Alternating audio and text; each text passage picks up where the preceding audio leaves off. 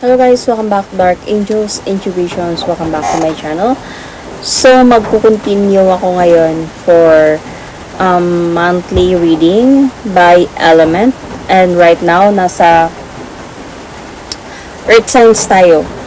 Taurus, Capricorn, Virgo. Okay? So, or Taurus, Virgo, Capricorn. Ngayon lang ako nakapag-post dahil sa nag-vacation ako sa Davao and sobrang naging busy ako for 3 or 4 days if I'm not mistaken. And right now, continue tayo for habulin natin by element. Sorry. For the month of January 2026. So, first, let's see. Situation, you and your person's reading. Titignan natin yung feelings, yung plans, mga tinatago, and tignan natin yung pwede maging outcome, yung situations ninyo, and so on and so forth. So, let's start. So, let's see your situation first.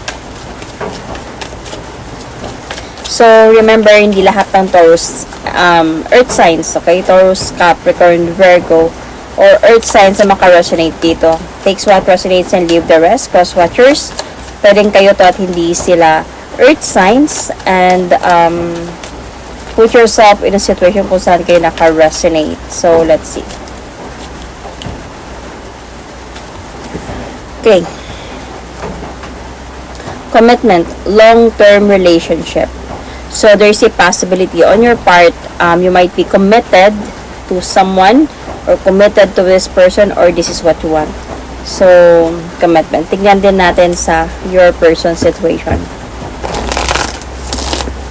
So, if hindi kayo naka-resonate sa reading na to, please to check your other placements, your sun, your moon, your rising, your Venus sign. So, pwedeng doon kayo maka-resonate at hindi dito. So, let's see. Your person situation. Lockbox. Close in, trap, frustrated. So, let's see. Ano to? Taurus, Capricorn, Virgo. Earth signs. Let's see. Your situation.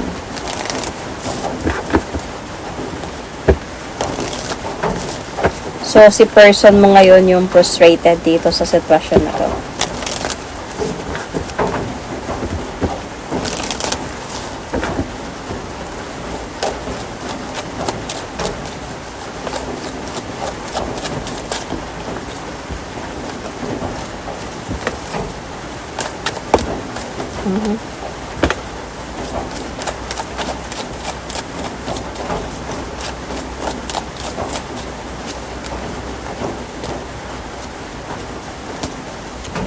Okay, so I get it. So I think meron tayong past person or you might be dealing with the past person. So I think you are Taurus, Sagittarius, Taurus, Capricorn, Virgo. You might be in a long-term relationship. Tapos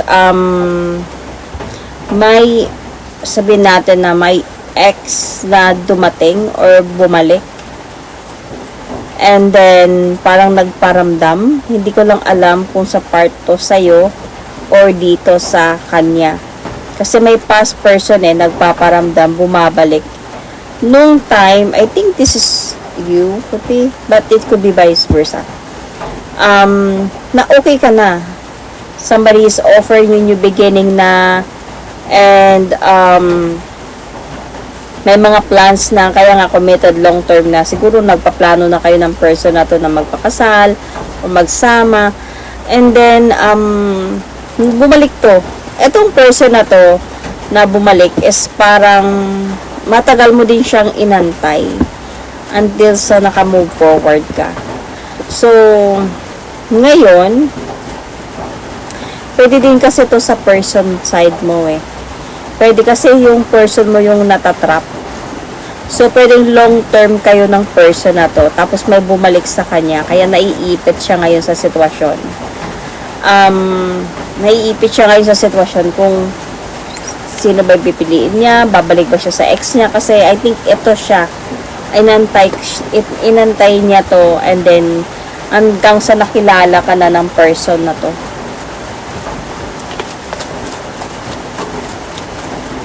So, ano ba yung nararamdaman mo para sa person mo ngayon? Ano yung nararamdaman mo?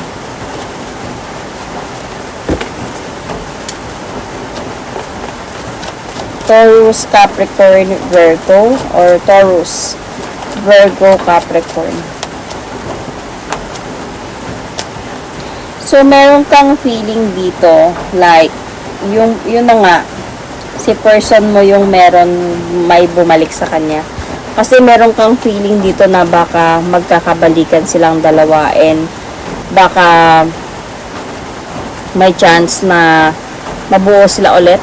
There is a possibility might be that past is meron talaga silang like serious commitment before as well, or might be married siya doon sa person na yon. Pwedeng nanay yun ng mga anak niya or something, or ng anak niya kasi may mother or wife energy dito eh. So, merong feeling din kasi dito na parang baka magkakagulo ikaw. May feeling ka dito na parang conflict, magulo yung situation.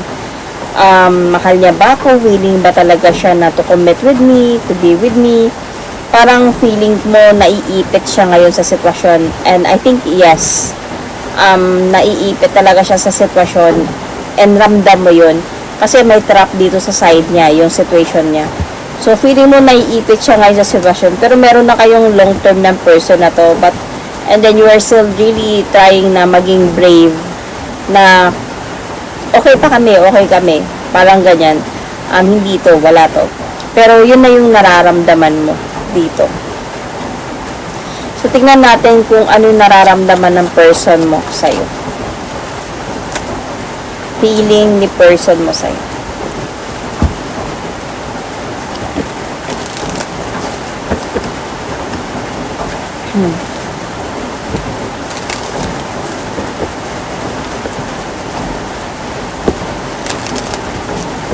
Taurus, Virgo, Capricorn. Feeling ng person mo for you. So, kung may maingay, pasensya na kasi medyo umuulan siya ng konti ngayon.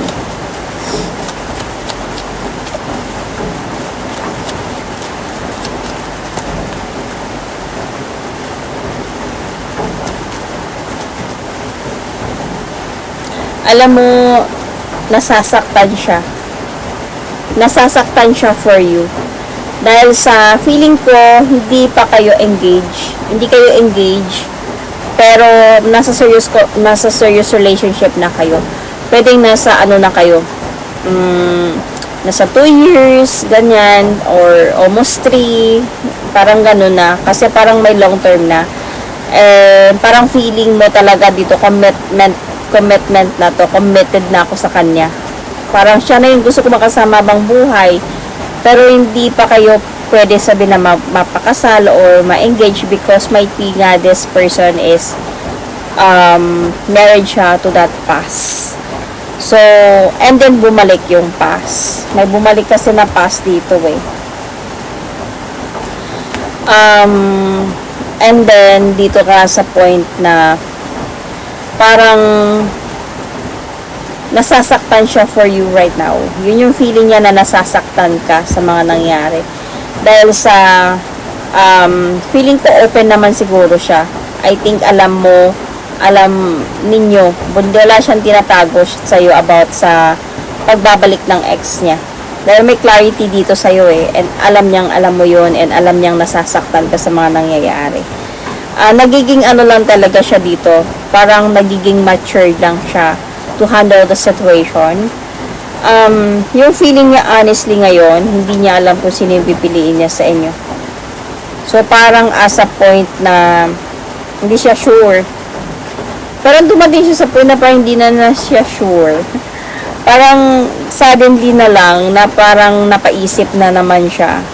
Parang gusto niya muna mapag-isa at mag-isip. Kasi married ata sila nito nung past na to. Then, bumabalik na parang may chance na pwedeng magkakabalikan. So, parang nagkakaroon siya dito ng doubts na naman sa inyo. And ramdam mo yun, alam mo yun. Kasi iniisip niya din yung responsibility niya. Like, these are like really couple. King and Queen of Pentacles, may mga anak to sila. And iniisip din nila yon na if magkabalikan sila para sa mga bata, then mas masaya yung mga bata. Parang ganun ba? So, iniisip ka din niya, alam niyang masasaktan ka kasi matagal na kayong dalawa. So, yun yung nararamdaman niya ngayon. Tignan natin yung plano. Ano ba yung plano niya? May plano ba siya for you, for your relationship? Let's see.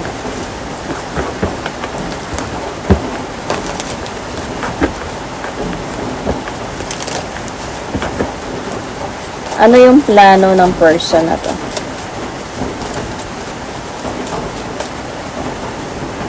You might be dealing with Leo or any earth signs, same earth signs. You might have Libra or you might be the Taurus one. In your chart, Libra, Cancer, Taurus, Sagittarius, Taurus, Capricorn, Virgo. May Gemini din dito sa side mo. Might have Gemini in your chart. Or you might be dealing with the Gemini. So, ano yung plano? Honestly, hindi siya sure. Hindi siya sure sa mga plano niya, whether ikaw na or babalik siya doon. Ang pinaka-iniisip niya lang talaga ngayon is yung responsibility na meron siya. Like, priority niya siguro yung mga anak niya, ganyan. Pero about sa mga plans, hindi siya sure. Kasi nalulungkot siya every time iniisip niya siguro na maghiwalay kayong dalawa, hiwalayan ka niya. Nalulungkot siya, parang nagkakaroon sa kanya ng regrets na kung bakit pa nangyari to. Bakit pa nangyari to sa kanya. Pero feeling ko lang dito dahil nga itong person na to is more on priority niya talaga yung bata or mga bata, mga anak niya, is like feeling ko yun yung parang gusto niyang piliin kaya lang hindi lang siya makadecide because syempre hindi niya kayang saktan o hindi niya kayang prangkahin ka na babalik na siya doon, kaya medyo napapa-challenge talaga siya dito sa situation between you and the ex. Could be parang asa point siya na pag example, nag-uusap na sila ng ex niya and parang meron na siyang feeling na gusto niyang ayusin yun, napapalingon siya sa'yo, naiisip niya, nakukonsensya siya. Kaya ganun siya, urong-sulong siya sa desisyon niya. Hindi niya pa alam kung papunta siya dito na o sa'yo pa rin. Wala pa siyang total plan talaga dito, like ano talaga yung gagawin niya. So, ano yung plano mo for your relationship, for this person? Let's see.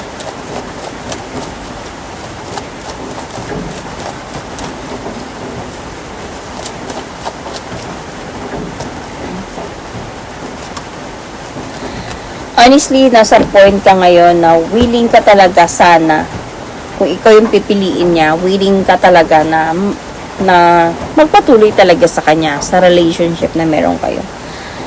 Willing ka to offer your love and to accept his love then sa'yo, to have a great future together, move forward towards victory. You want some changes with this person talaga. Yung, kumbaga, maging official na kayo, ma-post ka na ba, o mapakilala ka na sa mga anak or sa family, yun yung gusto mo. Pero honestly, meron ka ding plan dito na hindi ka sure about this. Parang hindi naman siguro to plan, pero parang hindi ka pa sure kung ito na ba yun. Parang ganun. Dahil you really want to have a successful relationship with this person. Pero sa bigat na mga problema ang pinagdadaanan ninyo ngayon, parang hindi ka na sure kung ikaw ba'y pipiliin or yung isa. So, nasa point na ganun. Pero kung sakali man na willing siya, willing ka din talaga. Siyempre, mahal mo yung person na to. Mahal mo to eh. So, yun. Ano yung tinatago niya sa'yo? So, you might have also Cancer, Scorpio, Pisces in your chart. Check your placements.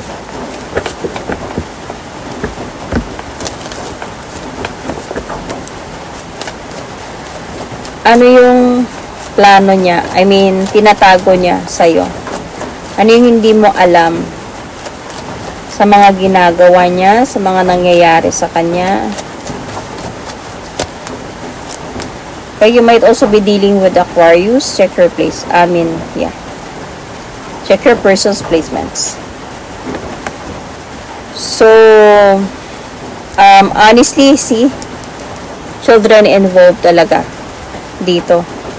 Parang gusto niya mag-move forward towards his marriage, the past. Pero magulo isipan niya eh. Parang gusto niya muna magpahinga. Gusto niya mag-isip ng maayos.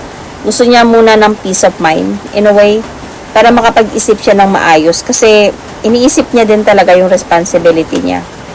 And parang as a point din na iniisip niya din yung paano kaiwan.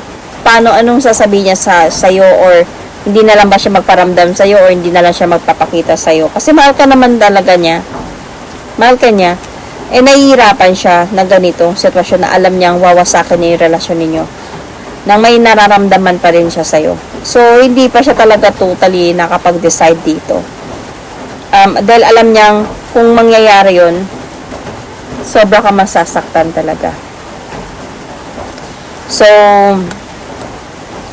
ito yung tinatago niya sa'yo. Ito yung parang meron na siyang idea or may thoughts na yun yung pipiliin niya para sa mga, yun na nga sabi ko, mga bata or responsibility na meron siya. Yun yung importante sa kanya eh. Parang gusto niya piliin yung marriage niya. Pero same thing, wala pa siyang decision. Magulo pa isipan niya. So may tinatago ka ba sa kanya?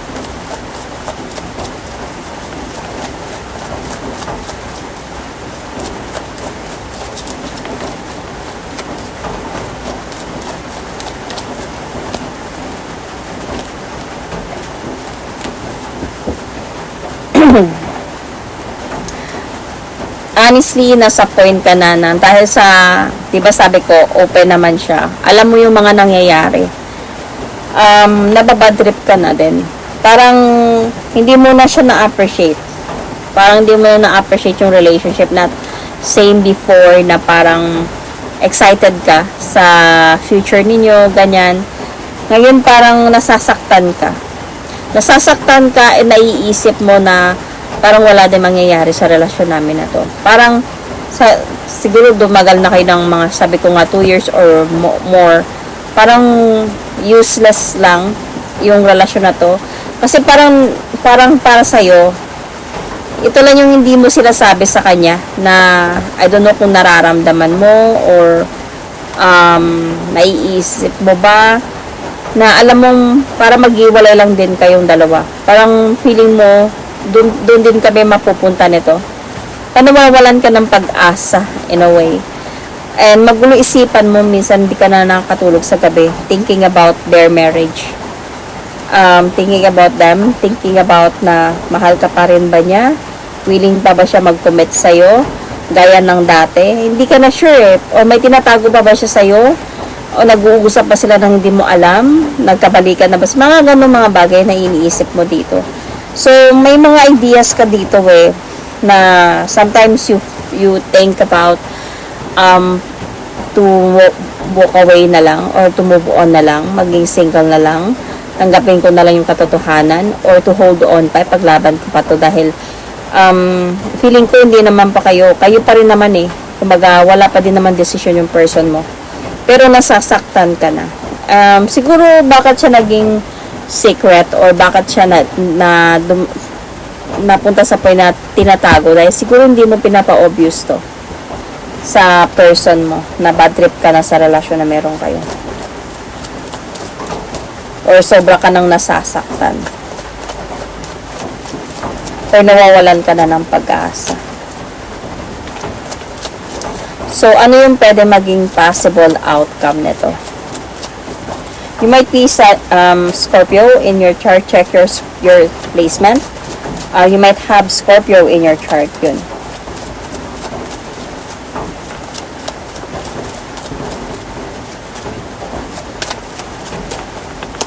Possible outcome.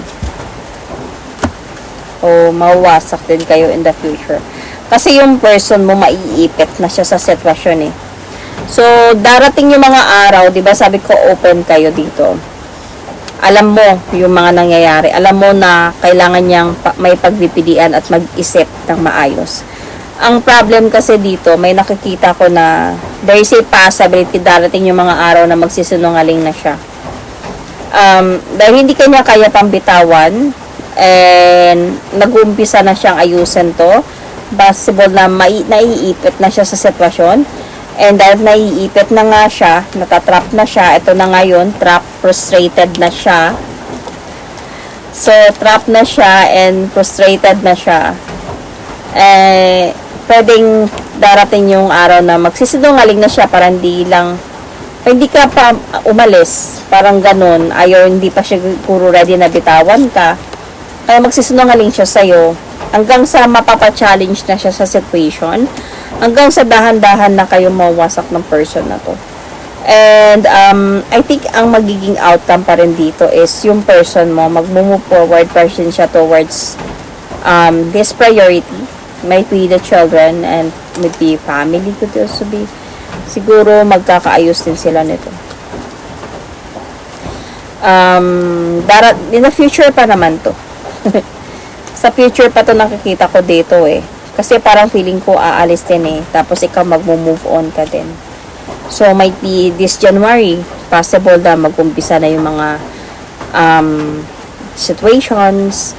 Possible na may malalaman ka na, pwedeng mga ganun, might be this January mag-umpisa na siya. Kasi, itong reading na to, hindi naman to sabihin na this January talaga siya, mangyayari lahat. So, there's a possibility tuloy siya, might be ganyan. And, baka this January may mga malalaman ka na, or this January may mga realizations na, or this January, pwede nagsisinungaling na siya, mga ganun mga bagay. So, ito yung mga possible na guidance sa mga pwedeng mangyari, might be this scenario or more, and ito yung mga guidance na pwedeng magbibigay sa'yo ng mga pwedeng paghandaan or may mga pwedeng ayusin ka dito sa mga sitwasyon na to.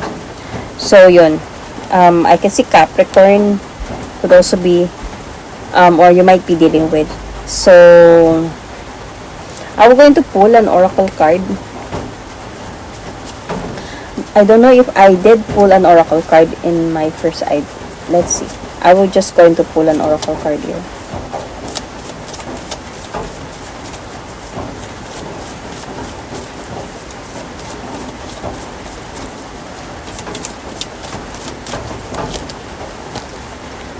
Acceptance is the key to the inner peace. At times, we must accept things as they are. There is no point of trying to change that which is beyond our control. So, parang naka-resonate din sa reading ninyo. So, that is my reading for you, Taurus, Virgo, Capricorn, Earth signs for the month of January 2026. Thank you and God bless.